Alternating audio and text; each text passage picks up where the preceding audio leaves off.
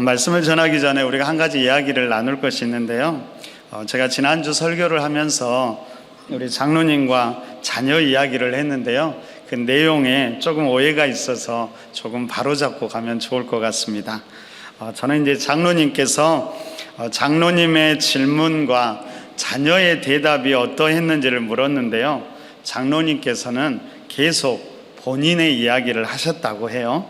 그러니까 장로님이 유언을 남기면서 하나님을 좀 가까이 해라 그렇게 말했는데 아들이 정신 차리세요 그렇게 답한 것이 아니라 장로님께서 아들에게 야, 이제 하나님을 좀 가까이 좀 했으면 좋겠다, 그리고 정신을 좀 차려라 그렇게 이야기했다라고 합니다. 여러분 다행이세요.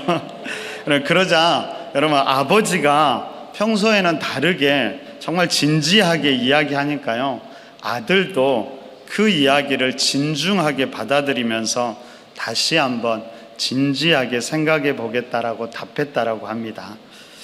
그렇게 착한 아들을 나쁜 아들 만들 뻔했습니다. 네, 여러분 사실은 지난주에 제가 설교 시간에 그 이야기를 했던 것은 먼저는 제가 그 수요 예배 때 여러분 자녀들에게도 유언을 남겨보라고 그렇게 이야기를 했는데 그 이야기를 좀 진지하게 장로님께서 받아들여서 그 이야기를 실천한 그 장로님에 대한 감사의 마음이었고요. 그러면 우리가 돌아보면 실제로 우리가 설교도 많이 듣고 말씀도 많이 듣고 은혜도 받는데 사실 그때 끝나버리는 경우가 많이 있잖아요. 그래서 그것을 실천한다는 것이 저는 대단한 용기라고 생각하고요, 감사하는 마음에 그 이야기를 했습니다. 뿐만 아니라 장로님 아들이 진짜로 나빴으면은 그 이야기를 안 했을 겁니다. 그런데 여러분 그 아들이 훨씬 더 다시금 하나님과 우리 부모님을 바라본 그 귀한 아들이었기 때문에 더 이야기했던 것 같아요. 여러분 뿐만 아니라 만약에 우리 진짜로 우리 자녀들이 그렇게 반응했다고 하더라도요, 여전히 사랑스러운 자녀이고 여전히 가능성 있는 자녀라는 것을 말씀해 주고 싶었습니다. 아무튼 우리 장로님께 제가 허락을 받기는 했지만 서로 오해가 있어서 그런 부분이 조금 정정되었으면 좋겠습니다. 제가 지난주에 장로님을 이렇게 봤는데 계속 고민하시더라고요. 물론 성도들이 그렇게 생각하지 않는다는 건 잘 알고 있지만 소중한 자녀가 어떤 식으로든 오해받는 것이 부모로서 여전히 신경 쓰이고 여간 마음이 안 좋으셨나 봅니다. 그 모습을 보면서 우리 자녀를 향한 부모의 마음에 대해서 그리고 우리 자녀들에 대해서 다시 한번 생각해 본 한 주간의 삶이었습니다. 여러분 이미 우리가 알고 있지만 부모들에게 자녀가 얼마나 소중한 존재인지 우리도 다시 한번 생각해 보는 계기가 되었으면 좋겠고요. 우리 자녀들도 이렇게 바라보면 평소에는 속이 없는 것처럼 보이지만 정말 부모가 진지하게 말했을 때 그들 또한 진지하게 반응하는 모습을 보면서 우리 아이들에게 있는 가능성도 다시 한번 생각해 보면 좋겠습니다. 특별히 5월 한 달은 우리가 공동체의 달로 보내려고 하는데요, 여러분 지금까지도 잘해 오셨지만 다시 한번 우리 가족들, 공동체 식구들에게 더 관심과 사랑을 표현해보고 믿음 안에서 든든히 세워져 가는 우리 가정과 공동체가 되길 소망하고 기도합니다.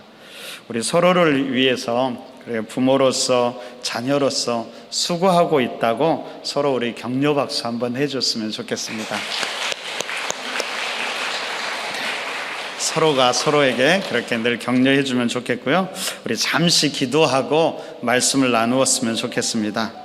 평소에는 속도 썩이기도 하고 마음도 몰라주는 것 같기도 하지만 우리 참 소중한 가족들, 공동체 식구들임을 다시 한번 생각하면서 우리 가정을 위해, 특히 남편은 아내를 위해, 아내는 남편을 위해, 그리고 부모는 자녀를 위해 자녀들은 부모님을 위해 잠시 기도했으면 좋겠습니다.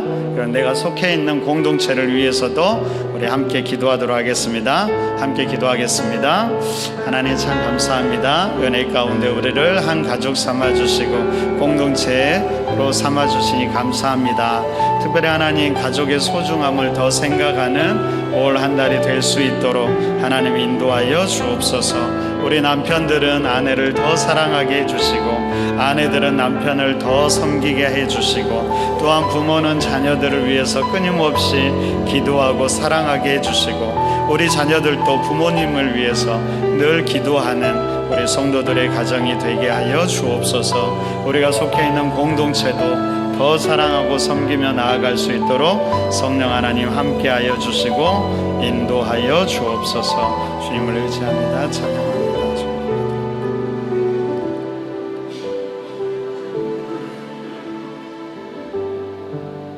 예수님 이름으로 기도드립니다. 아멘. 네, 우리 그 에어컨을 좀 꺼주시고 뒤에 문을 좀 하나씩만 열어주시면 더 좋을 것 같아요. 네, 우리 사진 하나 우리 보고 말씀을 나누도록 하겠습니다. 그러면 혹시 이 다리가 무슨 다리의 이름이 무엇인지 아세요? 보신 분도 있을 것 같은데요. 이 다리 이름이 골든 게이트 브릿지라고 합니다. 그대로 직역해서 금문교라고도 부르지요. 그럼 금문교 하니까 이 다리가 금으로 만들어졌나? 아니면 금빛을 내거나 아니면 최소한 금으로 된 문이라도 있을 거라고 생각하지만요. 사실은 그렇지가 않지요. 오히려 보신 것과 같이 붉은 색깔이 특징입니다. 불 켜주셔도 될 것 같아요. 그러면 이 다리는 샌프란시스코를 대표하는 상징물로서 골든 게이트 해협 위에, 그러니까 샌프란시스코와 마린 카운티를 연결하는 아름다운 현수교입니다. 아마도 직접 가서 보신 분들도 많이 있을 거라고 생각되는데요. 저도 보고 싶었는데 아직은 못 봤습니다. 그래서 실제 지금도 그런지는 잘 모르겠어요. 근데 이 다리가 건설될 때가 1933년경인데요. 그때에는 오후 5시나 4시에서 5시 정도 되면 우리가 사진에서 본 것처럼 안개가 자욱하게 깔리고 복잡한 지형과 엄청난 조수간만의 차이 그리고 격심한 해풍으로 인해서 다리를 건설할 수 있는 환경이 전혀 아니었다라고 합니다. 만약에 건설하더라도 지금 가치로 하면 약 2조 원 이상의 천문학적인 예산이 소요될 것으로 예상이 되어서 감히 엄두도 내지 못했다라고 합니다. 그런데 건축가였던 조셉 스트라우스는 이 다리를 실제 착공한 후 약 4년 만에 이 다리를 완공했고요. 약 4천억 정도의 예산으로 가장 안전하고 튼튼한 다리로 만들었다라고 합니다. 그래서 이것이 미국 토목학회에서 선정한 불가사의한 일에 들 정도였다라고 하죠. 그럼 어떻게 이렇게 악조건 속에서 그렇게 튼튼한 다리를 세울 수 있었을까요? 그럼 그 비밀이 뭘까요? 여러분, 그것은 이 다리를 세울 때 참고한 것이 있었는데 바로 자이언트 레드우드라는 나무의 생태를 보고 참고했다라고 합니다. 제가 이 글을 어디선가 봤어요. 그래서 진짜로 그런지 여기저기를 찾아봤는데 정확하게 나와 있지는 않더라고요. 그런데 그 원리가 똑같더라고요. 이 다리나 자이언트 레드우드나 그 원리가 똑같았습니다. 여러분, 자이언트 레드우드 또한 캘리포니아를 대표하는 것인데 캘리포니아 레드우드 국립공원에 가면 볼 수 있는데요. 지구상에서 이 나무가 가장 크고 오래된 나무 중에 하나라고 합니다. 이 나무의 수령이 약 3,000년 가량 되고요. 크기는 무려 110m가 넘는다고 합니다. 여러분, 그런데 이 정도 크기의 나무가 지탱해서 서 있으려면 그 뿌리가 어마어마하게 깊어야 되는데 이상한 것은 이 나무의 뿌리가 그렇게 깊지가 않다고 합니다. 그런데도 어떻게 이렇게 오랫동안 그리고 크게 자랄 수 있을까? 바로 이것이 연구 대상이었는데요. 이 나무를 연구하다가 이 나무의 생태와 관련된 몇 가지의 비밀을 알게 되었다라고 합니다. 우리 영상을 하나 보도록 하겠습니다.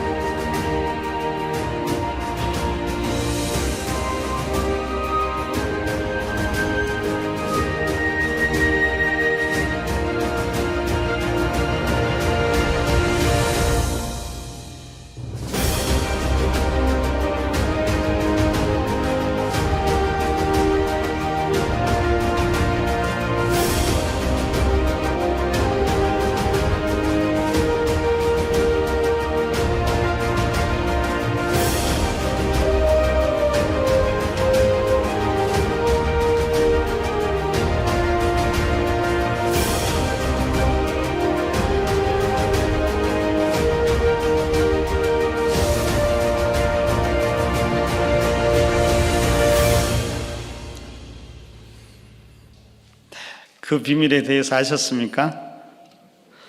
여러분, 뿌리가 깊지 않는 이 자이언트 레드우드가 비바람에도 넘어지지 않고 그리고 거대한 나무로 자라게 된 몇 가지 이유가 있는데요.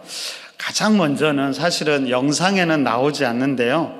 그 나무의 주 뿌리가 이렇게 쭉 내려가다가 큰 바위를 만나면은 그 바위를 칭칭 감았다라고 합니다. 그래서 바람이 불 때도 반석을 붙잡고 있는 그 뿌리 때문에 나무가 흔들리지 않았던 것이지요. 하지만 그것이 다가 아니었습니다. 우리가 영상에서 본 것처럼 그 나무는 잔뿌리가 또 많이 있었는데요. 그 잔뿌리가 옆으로 뻗어나가면서 옆에 있는 나무와 서로 엉켜 있다라고 합니다. 그렇게 뿌리와 뿌리가 서로 의지가 되어서 깊이 뿌리 내리지 않아도 그 큰 몸을 지탱할 수 있게 되었다라는 겁니다. 더 놀라운 것은 무엇이냐면 단순히 뿌리가 엉켜 있는 것만이 아니라 서로 영양분을 주고받으면서 함께 자라갔기 때문이지요. 뿐만 아니라 그것이 큰 나무들끼리만 그렇게 한 것이 아니라 오히려 작은 나무들도 광합성을 하면서 자라갈 수 있도록 큰 나무들이 그 작은 나무들을 배려하는데 스스로 그 작은 나무들이 광합성을 할 수 있도록 그 나무 가지들을 스스로 꺾는다고 합니다. 그렇게 자기의 아픔을 감당하면서 다른 이들을 배려했기 때문에 오히려 이 나무가 그렇게 오랫동안 살아가고 큰 나무로 자랄 수 있었던 것이죠. 주중에 노예 수련회가 있었습니다. 그래서 우리 백경희 장로님과 제가 제주도에 다녀왔는데요. 마지막 날에 해녀 박물관을 견학하게 되었습니다. 여러분, 2019년에 해녀 문화가 세계인이 보존해야 될 인류 무형 문화유산으로 유네스코에 등재되었지요. 여러분, 제주 해녀 문화의 핵심이 뭔지 아세요? 바로 그 핵심은 함께함과 배려라고 합니다. 서로가 서로를 배려할 뿐만 아니라 자연을 배려하는 마음이 제주 해녀 문화 속에 있다고 합니다. 그래서 여러분, 기술이 뛰어난 사람들은 절대로 낮은 곳에서 물질을 하지 않는다고 합니다. 왜냐하면 그 낮은 곳은 어린 해녀들이나 노년의 해녀들의 작업 공간이 되기 때문이지요. 그래서 아무리 거기에 건질 게 많아도 기술이 좋고 젊은 해녀들은 거기에서 물질을 하지 않는다고 합니다. 뿐만 아니라 여러분, 생각해 보면 여러 가지 장비를 이용하면 훨씬 더 쉽게 많은 것을 채취할 수 있지만 그들은 절대로 그렇게 하지 않고 전통적인 방식을 고수하는데요. 인간의 숨이 찰 정도로 그 정도만 채취하고 하루에 최대 7시간, 그러니까 연간 90일 정도만 물질을 하는데요. 바로 그것을 통해서 인간의 욕심도 절제하고 서로도 배려하고 더 나아가서 자연도 그렇게 배려한다라고 합니다. 이렇게 함께함과 배려의 문화가 공동체를 더 단단하고 든든하게 만들 뿐만 아니라 다른 공동체도 함께 든든해지고 단단해지는 그런 공동체가 되어가는 것입니다. 여러분, 자이언트 레드우드도 자기의 욕심만을 채우는 것이 아니라 함께 공존하며 살아가기에 오히려 그것이 수백 년 동안 자라면서도 온갖 비바람에도 거대한 몸이 쓰러지지 않고 자랄 수 있게 된 비밀이었고요. 어떤 나무보다 크게 자란 비밀이었습니다. 여러분, 골든게이트 브리지를 만든 사람들도 먼저 반석이 나올 때까지 깊이 파고 들어가서 그 위에 교각의 지주를 세웠고, 뿐만 아니라 수만 개의 강철 와이어가 꼬여져 있는 그 케이블들을 또다시 서로 연결해서 지탱하게 해주므로 바람이나 지진에도 끄떡없는 그런 튼튼한 다리를 만든 것입니다. 바로 이것이 자연의 원리이고 신비이고요, 인간의 삶의 원리이고 또한 영적인 원리이기도 합니다. 그럼 오늘 본문의 데살로니가 교회를 한번 보세요. 사도 바울이 데살로니가 교회에 대해서 이렇게 이야기합니다.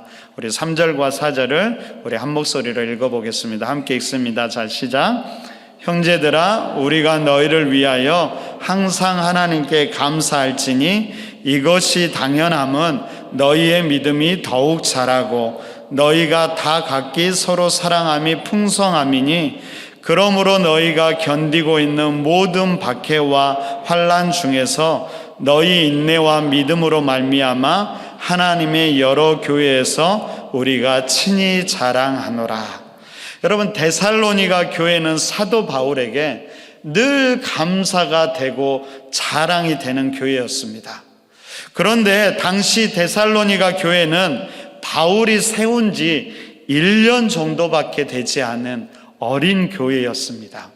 당연히 교회 안에는 예수님을 처음 믿은 사람들이 많이 있었죠. 아직 조직도 제대로 갖추지 못했고 부족한 것도 많았습니다. 처음에는 변변한 목회자도 없었지요. 여러분, 교회를 세웠던 바울도 갑자기 데살로니가 교회를 떠나야만 했고, 이후에 여러 차례 다시 교회를 방문하려고 했지만 사도 바울의 고백대로 이야기하면 사단의 방해로 번번이 길이 막혔다라고 고백합니다. 여러분, 그렇게 뿐만 아니라 데살로니가 교회에는 박해와 환난과 어려움도 참 많은 교회였습니다. 유대인들의 박해도 있었고요, 우상을 섬기고 귀신들로 이익을 취하던 그들로부터 받은 박해도 있었고, 거짓 교사들로 인한 박해와 어려움도 있었습니다. 그런 어려운 상황에서도 데살로니가 교회가 아름다운 믿음의 본을 보이며 성장하는 교회였다라는 겁니다. 그러면 이런 모습이 사도 바울에게 항상 자랑이고 감사였던 것이지요. 여러분, 그러면 어떻게 그들이 그럴 수 있었을까요? 사도 바울은 그 비밀에 대해서 이렇게 이야기합니다. 우리 1절 함께 읽어보도록 하겠습니다. 1절입니다. 자, 시작. 바울과 실로아노와 디모데는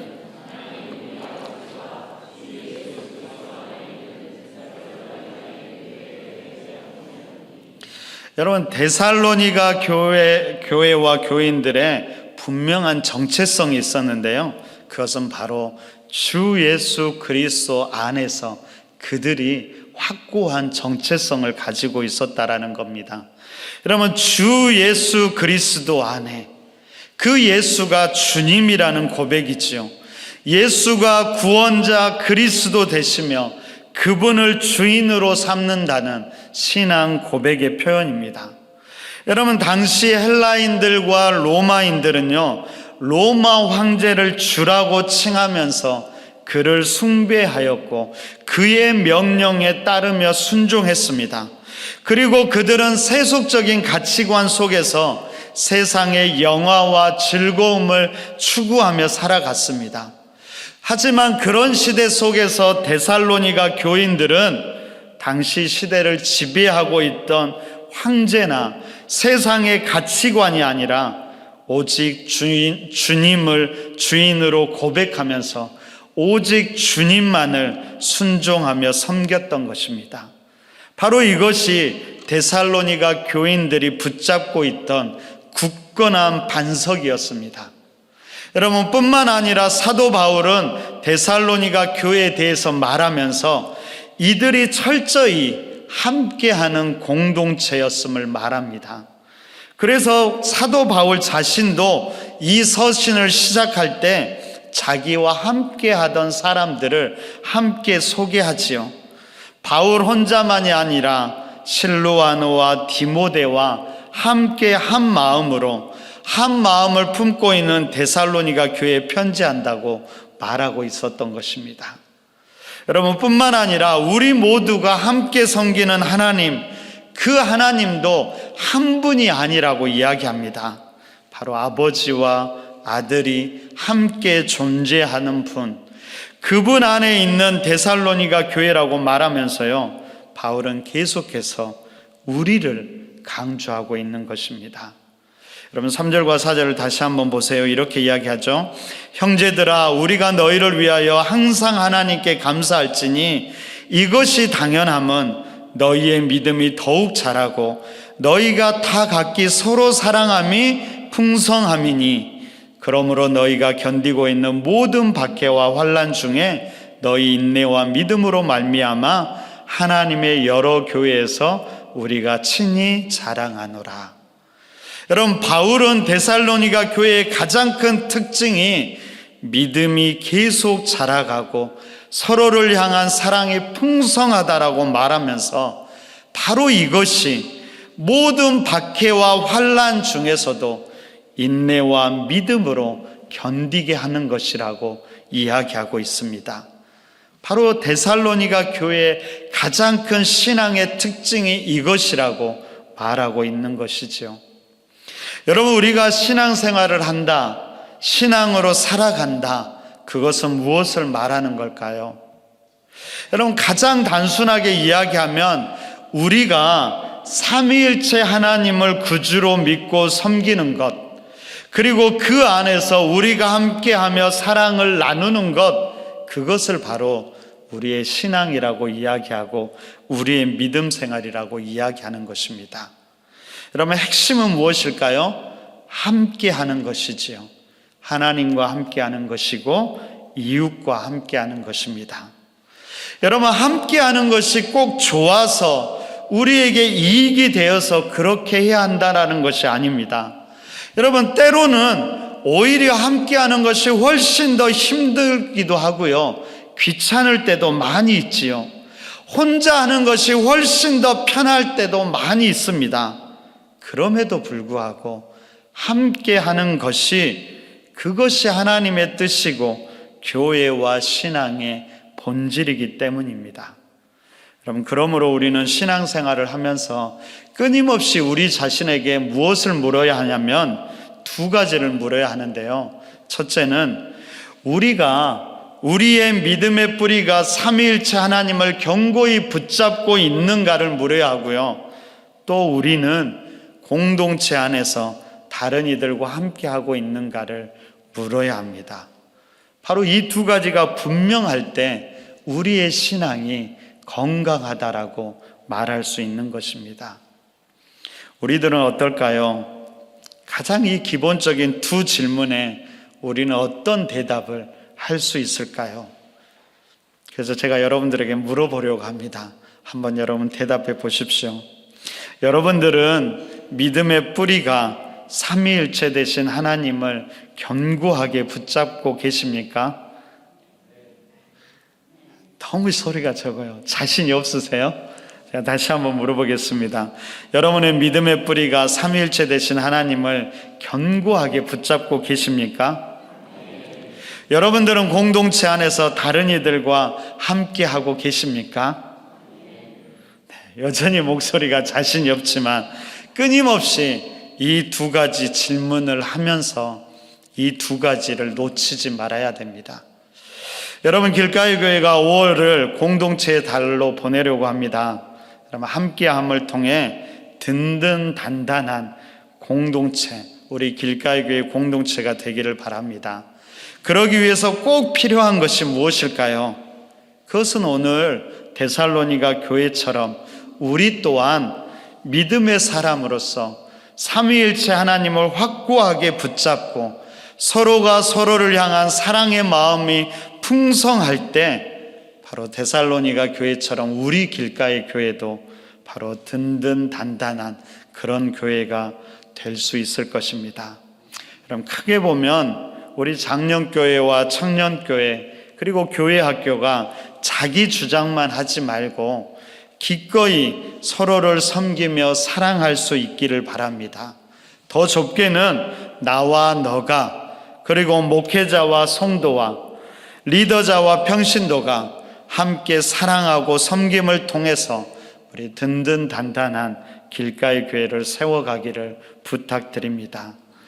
여러분, 우리 모두는 누군가의 부모이기도 하지만 또한 누군가의 자녀이기도 하지요. 또한 우리 모두는 누군가의 리더이기도 하지만 누군가의 팔로워이기도 합니다. 또한 우리는 누군가의 선배이기도 하지만 또한 누군가의 후배이기도 하지요. 그러기에 우리는 서로를 더 이해하고 섬겨줄 수 있어야 합니다. 그리고 더 먼저 사랑해 줄 수 있어야 합니다. 말씀을 준비하면서 참 감사한 것은 이미 우리 길가의 교회가 잘하고 있더라고요. 제가 여러 교회를 거치면서 사역했는데 제가 자신 있게 이야기할 수 있는 것은 우리 길가의 교회가 참 잘하고 있고 참 좋은 교회라는 것입니다. 그래서 여러분들이 먼저 자부심을 가졌으면 좋겠습니다. 그럼에도 불구하고 너무 자부심 갖다가 자만하지 말고 다시 한번 이 5월에 서로를 향한 관심과 사랑을 더 나누면서 우리의 마음도 새롭게 했으면 좋겠습니다. 여러분, 오늘은 어린이 주일이지요. 여러분, 내 자녀뿐만 아니라 모든 아이들에게 사랑과 관심을 가져주고 기도해 주시기를 부탁드립니다. 여러분, 길가에서 만나면 먼저 인사해 주시고요, 격려도 해 주시고 안아도 주시면 좋겠습니다. 여러분, 예배 후에 나가면서 최소한 5명의 아이들을 안아주면 좋겠는데요, 제가 이걸 숙제로 드리려고 했습니다. 그래서 나가실 때 제가 교문에 서 있어서 5명의 아이들을 안 안아주신 분들은 오늘 못 나가게 하려고 했는데 하필이면 오늘 비가 많이 내리더라고요. 그래서 오늘은 어려울 것 같아서 여러분, 한 달간 지내면서 우리 아이들 더 안아주시고 더 격려해 주시고 더 기도해 주셨으면 좋겠습니다. 여러분, 다음 주 5월 12일은 어버이 주일입니다. 육적인 부모님들에게 감사하십시오. 하지만 또한 믿음의 선배들도 소중히 여기고 그들에게도 감사했으면 좋겠습니다. 5월 19일은 스승의 주일로 영적인 리더들을 더 많이 생각해 주면 좋겠습니다. 여러분, 담임 목사 신경 안 써도 괜찮습니다. 우리 부목사님들 더 신경 써주시고요, 전도사님들 더 신경 써주시고, 여러분들을 매일 섬기는 구역장님들, 그리고 여러분들의 아이들을 양육하는 교사들에게 여러분 한마디라도 감사의 마음, 감사의 말을 표현해 보시기 바랍니다. 자, 5월 26일은 마지막 주일로 공동체 주일로 보내면서 함께 체육대회를 하고 바베큐 파티도 하려고 합니다. 체육대회 한다니까 어떻게든 내가 다 이겨야지 그런 마음 갖지 마시고, 먼저는 우리 각 구역 안에 있는 잃어버린 자, 잊어버린 자들은 없는지 다시 한번 돌아보면 좋겠고요, 연약한 자들은 없는지 더 돌아보면서 그들과 함께하는 그런 시간이 되었으면 좋겠습니다. 이렇게 하고 보니까 청년들이 빠졌더라고요. 청년들을 빼면 안 되잖아요. 그러니까 마지막 주에 우리 청년들을 생각하면서 청년들에게 더 관심과 사랑을 베풀어 주면서 우리도 다시 한번 영적인 청년들이 되기를 그렇게 다짐하는 그런 시간이 되면 좋겠습니다. 이처럼 5월 한 달이 우리 아이들과 함께 청소년들, 청년들과 함께 그리고 서로가 함께 하면서 우리가 한 공동체임을, 우리가 공동체로 존재함을 다시 한번 확인하고 서로가 그렇게 섬겼으면 좋겠습니다. 여러분, 이것을 위해서 꼭 기억해야 되는 것이 두 가지입니다. 첫째는 말씀드린 것처럼 우리의 믿음의 뿌리를 삼위일체 하나님 안에 깊이 내리고 굳게 붙잡아야 합니다. 두 번째는 서로가 배려하며 함께 하는 것이 필요합니다.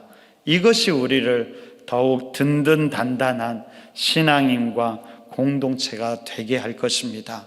바로 그 거룩한 걸음을 걸어가는 5월, 그리고 우리 모두가 함께 걷는 5월, 그래서 우리 개개인들뿐만 아니라 우리의 가정과 교회 공동체도 믿음과 사랑이 풍성히 넘치는 그런 5월이 되기를 간절히 바랍니다.